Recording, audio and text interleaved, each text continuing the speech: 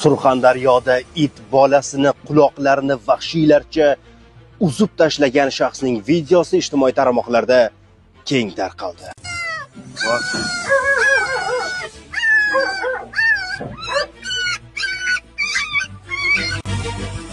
Menimcha hammani bitta savol qiynayapti.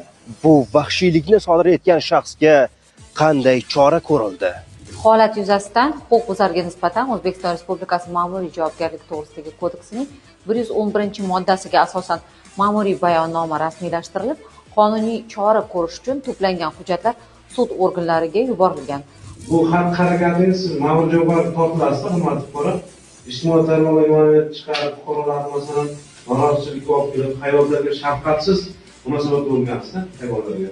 Bundan tashqari, mazkur holat huquqbuzarning mahallasida ham muhokama qilinib, yig'ilish ishtirokchilariga hayvonlarga nisbatan shafqatsiz munosabatda bo'layotgan shaxslarga qonunchilikda jazo choralari mavjudligi keng tushuntirildi. Men bir uzr so'rayman, kechirishlaringizni. Mendan men